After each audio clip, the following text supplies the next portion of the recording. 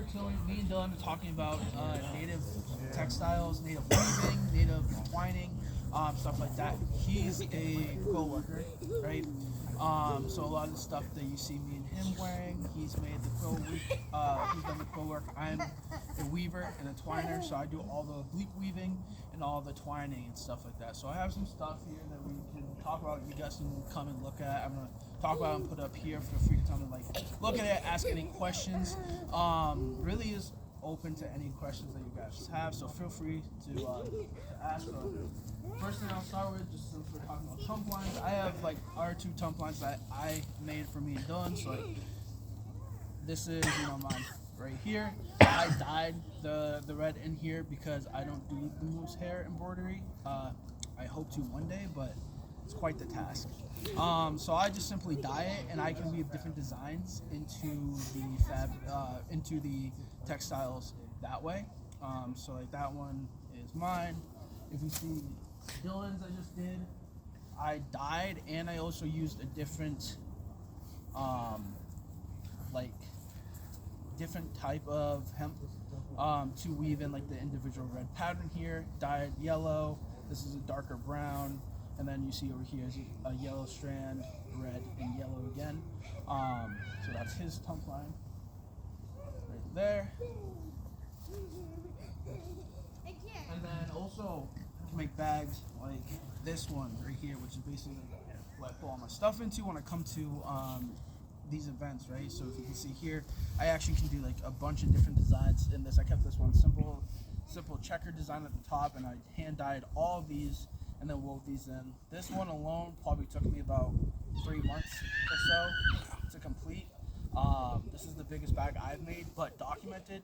There, we had one when I worked at Plymouth Plantation that was about that big or so, right? These ones the ones that big traditionally would hold a lot of your food stores, your ground up corn, and maybe some of your personal items. So this one is an envelope bag style, and then I also have a round style that carries all of my eating equipment that I bring to events and stuff like that. This one's a little bit looser because it's actually one of the first ones I made, but it has that red design in there too. And then this one is leather at the top, just to cover where you end everything, because it's actually this style you go up down. This one goes down up. So when you finish, you tie them off differently. So I put leather on the top just to hide those ends because it looks not that great, but those. And then bleep weaving, right? So as you guys probably all aware, sashes, belt straps, even bags. We have woven bags, tobacco pouches, small ones even. You can do really hair decorations like you see in our hair. You can do really anything with it. Make a number of different designs depending on how you slide your beads on, how you weave your beads, what strand the beads are on. It gets pretty intricate. It's a very time-consuming craft, but super. I mean, you see so many documented examples from this time. Is there meaning to it? Not really. No, family crest or No, or it's more just decoration. Right. It's just pretty. We see things like red, blues, greens, blacks. Those are pretty much. Have you seen any other colors in there? Yellows and golds too.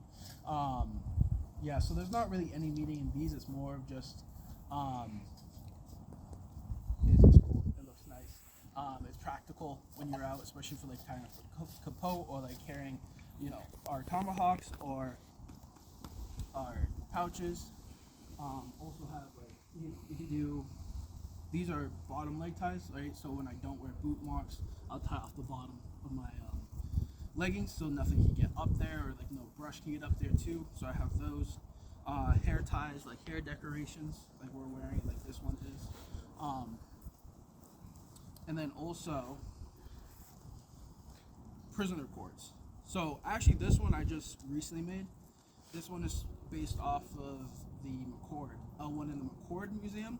What's interesting about this particular one, it's the first one I've seen that's actually documentable to a weave that I call a diagonal weave, which is essentially this one right here, instead of an oblique weave, right?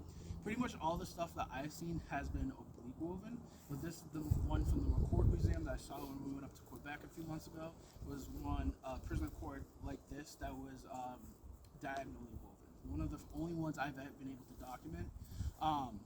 I knew it was around before. I've talked to a lot of people. They knew it was around before. It came. I think it came before the oblique weave, but that's just my hypothesis. That has no actual backing. But it was a little bit longer, but don't quill to the end. It was a little bit more decorated and done up than this, but I had simply to quill the ends of this, and it's good prisoner cord. So that's why I have. Any questions before we move on to my part, I guess? So when you do the actual weaving, is there a machine that you use, or it's just kind of like, I guess I'm trying to think how one weaves because I don't know. So it depends on what style weave. So if you're doing the oblique weave, you need 2 different sticks, right? You tie a knot, and then you have to drop one. So say I have 30 strands, right? That's just 30 individual things of yarn. You drop the first one, and then you go up, down, up, down, up, down, up, down, all the way. Your last one should always be up, right? So you slide that stick in between, and then you go back over.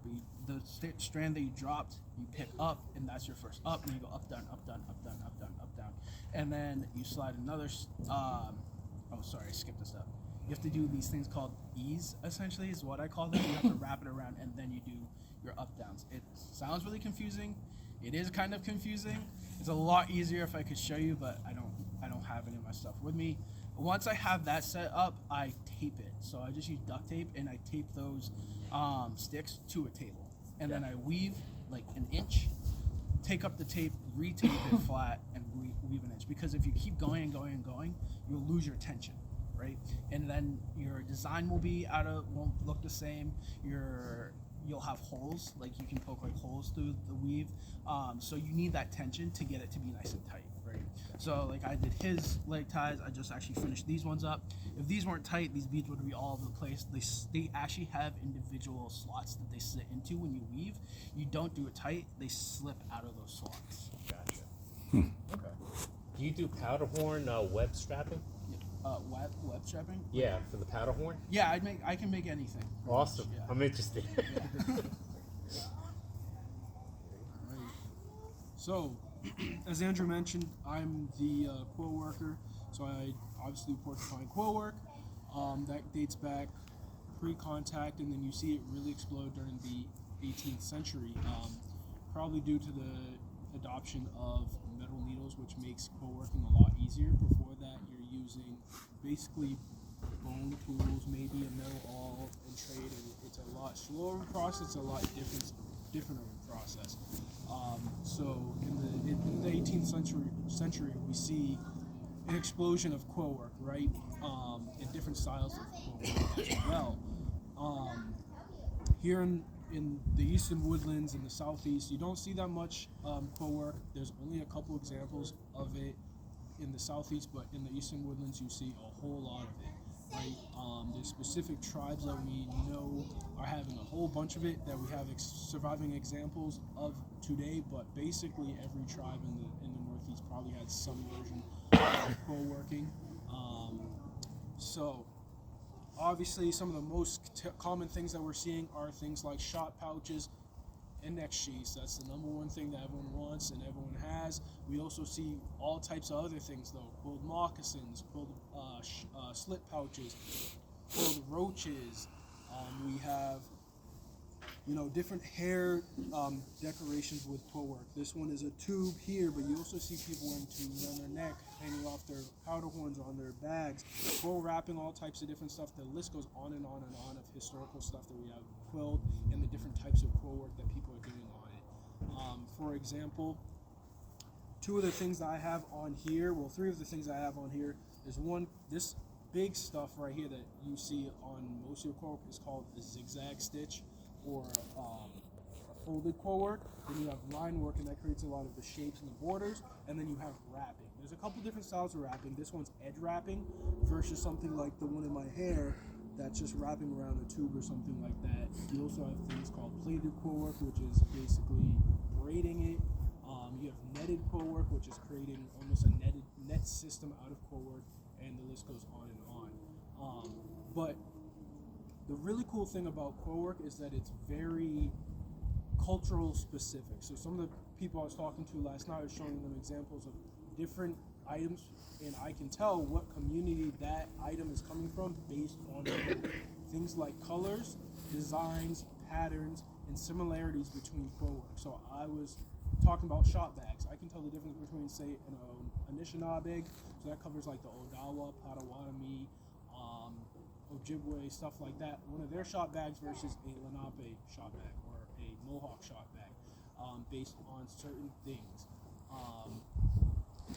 I do most of my quill work in natural dyes as well, so that gets into another facet of the techniques and stuff like that, as well as there's a lot of obviously surviving examples of documentation of natural dyed quills and things like that. So for example, something like this red here is going to be used, or an orange, you're going to use the same dye. Traditionally, prior to contact or even after contact, but you're not using a European dye, it's going to be staghorn sumac and cleaver root. But then madder root gets introduced, so a lot of your reds are then being dyed with staghorn sumac and madder root. The really cool thing about the red/orange dye is it starts off orange, really light, and then it slowly, as you introduce more heat, turns into a red, and then it gets darker and darker. You get an orangish red, and light orange, dark orange, orangish red, and then you get a red all of a sudden after about 45 minutes if you're good at it, or it can go horribly wrong and you don't get what you want at all. So that's fun of it. But yeah, in the East we see a lot of quill work.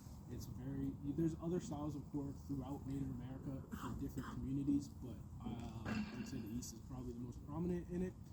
But yeah, does anyone have any questions about anything? That's kind of your crash course. Are you processing the quill yourself? Yeah, so the process of getting quills, right? You get a porcupine, strip all the quills out of a porcupine. There's about 20 to 30,000 quills on each porcupine. So you get a lot from them. After that, a lot of people like to wash them. I usually just wait to dye them because usually that dyeing process washes them enough for me. The thing about porcupine quills too is they're hard. You have to soak them in water for them to become malleable. So when you're doing quill work, you have to soak all of them in water, and then you can start working with them. Traditionally, people would put them in your mouth and hold it. I don't recommend it because porcupines roll around in their own droppings and stuff like that. It's something I do from time to time when I'm in a pinch, but it's not something I recommend. I'll admit I do it sometimes where I try not to. So yeah, that's and obviously you dye it and then you can start working with it, or naturally that's what you get your base from. Takes dye well. Yeah, it does. They're white, so when you put them in, they dye pretty well. Yeah. With natural dyes, it's a lot less, I would say, assured on what color you're going to get. Sometimes that dye works really good. Sometimes something's off and it doesn't work quite the way you want to, so it's a little bit more finicky than, say, commercial dyes, stuff like grit dyes. A lot of people like to use Kool-Aid or food coloring and other things like that to do dyes as well. So there's other things that you can do. Say you want to darken a color, something called iron water. So you basically take a bunch of rusty iron, put it in a solution of vinegar, and leach all of that stuff off of it, and then you can use that to darken whatever color you want. Or that's one of the steps of getting a black dye. Yep. As well, which black is actually the hardest color to dye because it's easier to make things naturally dyed black. You look around in nature, there's not many things that are black, right? So Yeah, it works well on veg tan leather. That's what I make my bayonet frogs. Stage, does it bleed out?